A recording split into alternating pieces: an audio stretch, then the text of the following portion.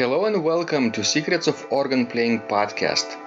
We are your hosts, Vidas Pinkevičius and Aušra Pinkevičienė. We've been mastering secrets of organ playing for more than 20 years and sharing them on this blog since 2011. On this show, which we create from our home in Vilnius, Lithuania, we strive to help you grow in every area of organ playing, including practice, technique, repertoire, sight reading, hymn playing, improvisation, composition, music theory, harmony, and many others. Our hope is to help you become a complete musician, or what we call as total organist, a program which we have created to help you reach your dreams faster than you would do on your own. If you are new here, we invite you to subscribe to receive free updates of this blog at organduo.lt. By subscribing, you will also receive free video how to master any organ composition and 10-day organ playing mini course. And now let's go to the podcast for today. Hi guys, this is Vidas. And Aušra. Let's start episode 509 of Secrets of Organ Playing podcast. This question was sent by Diana, and she writes, "It's difficult for me to know how much time it's best to leave for learning new music and how much time for refreshing previously mastered material. Most often I spend too much time on new pieces and too little time on pieces learned earlier." So, Aušra, do you know Diana from our Undamari studio? Of course I know her. Yeah, she is now practicing various manualiter pieces, namely chorale harmonizations from Krebs's Klavierübung, but only outer part, soprano and the bass. And she is now starting to practice Bach's Inventions. And in addition to that, she is transcribing fingering and pedaling from Lemens's short trios and playing them as well. So it depends on her choices, probably what she needs to do, on the goals, right? Sure. Because from her question, of course I know her personally, but if I wouldn't know, still I would understand that she is just a beginner. Mm-hmm. Because usually this is kind of question that might arise for a beginner. Because for experienced musician, is it clear that it's impossible to keep under your finger all the repertoire that you have ever learned all the time? Impossible? Yes. Well, unless you have learned only maybe, I don't know, 5 pieces. 90 minutes of music, then yes, but if you have mastered hours and hours of music, then I think it's impossible, and it's not your goal, to keep everything under your fingers all the time. Then you would have just played from morning till night every day. So probably for beginners like Diana, her goal should be to learn as much new music as possible, right? Yes, I think so. I think she would benefit more from that after, just repeating the old stuff. Of course, she needs to think what kind of pieces she liked from her repertoire and she would like to play in the future that has some artistic values to her, and maybe to play them time after time. But I think her main focus needs to be learning new repertoire. It's like for babies, right? Babies grow up so fast, and for example, babies' clothes no longer fit them after a few months. Is it a good comparison? Well, yes, I think it's a good comparison. I would never think about it myself, but yes, you could see like that. Mm-hmm.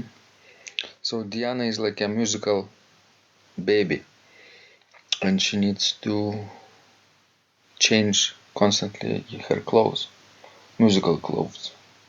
Repertoire, you mean? Mm-hmm. Yes.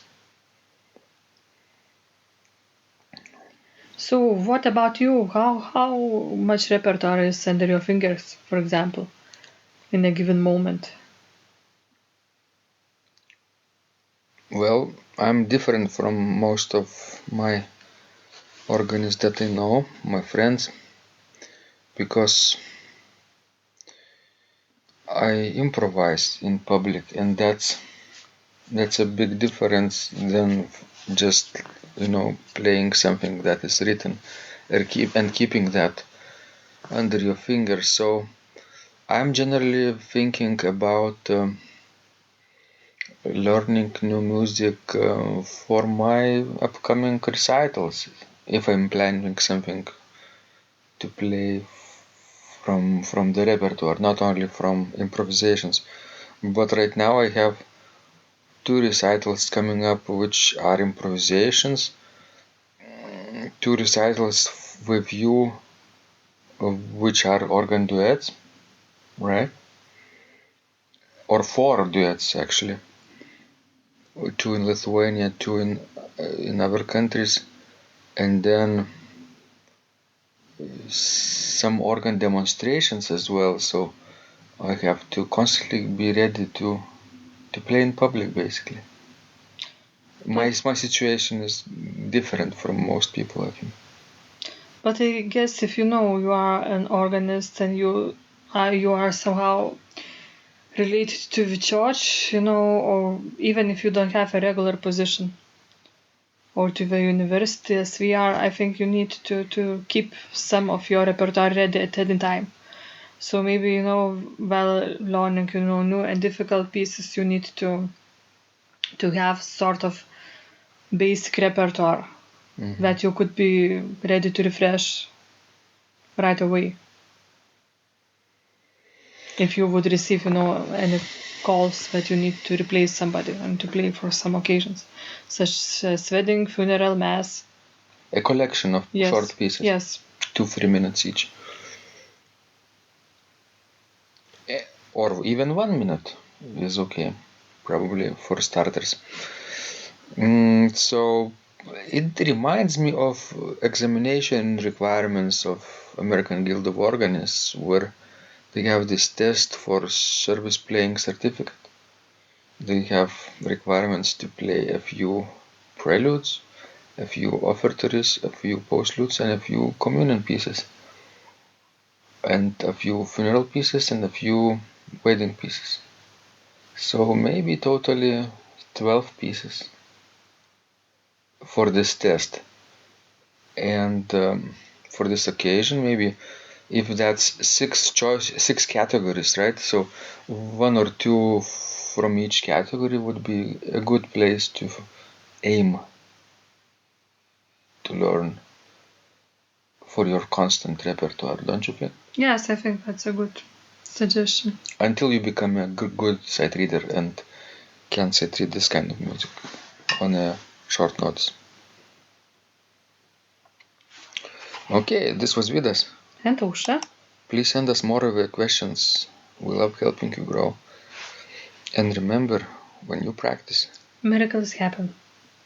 This blog is supported by Total Organist, the most comprehensive organ training program online, where you will find courses for every area of organ playing, including technique, practice, sight reading, repertoire playing, hymn playing, improvisation, composition, music theory and harmony, with hundreds of scores and thousands of exercises.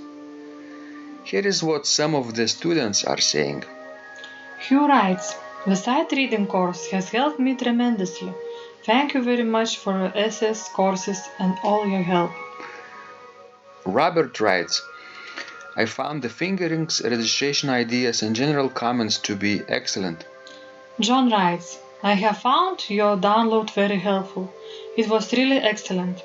I have watched some of your teaching videos, and when I read your instructions, I tried to imagine you were teaching me. You may feel disappointed that I am 2-3 days behind, but I am a slow learner, and I have committed to taking the time to get it right, as you say. But the other night my wife commented that she had never heard me play such a detailed melody in the left hand so well. My left hand is generally poor." Robert writes, "It has been a great pleasure in my life of having discovered your courses and material as well as the YouTube work of recordings. You have a calm and pleasant way of teaching." Ron writes, "Hi Vidas and Usha, thank you guys. What a wonderful response to my email note to you. You've got me right, and I feel you understand my level of playing. Yes, at home and lucky that I have an organ for that reason. I am paying attention to this, and I am going to try this haha no longer secret model. Yes, and I love Cesar Frank too. What is very nice about your blog podcast is that Usha and Vidas are like a Socratic dialogue, and by bouncing things off of each other, so much more information comes out and is expressed. Your comments contain a wealth of information and understanding. I really appreciate this. It is very inspiring and will keep us moving forward." Would you like to receive the same or even better results that our students are getting? If so, join them at organduo.lt/total-organist. And of course, you will get the first month free too. You can cancel anytime. Also, if you haven't yet subscribed to receive free updates of this blog, make sure you do that at organduo.lt. By subscribing, you will also receive free video, how to master any organ composition and 10-day organ playing mini course. This was Vidas. And Usha from Secrets of Organ Playing.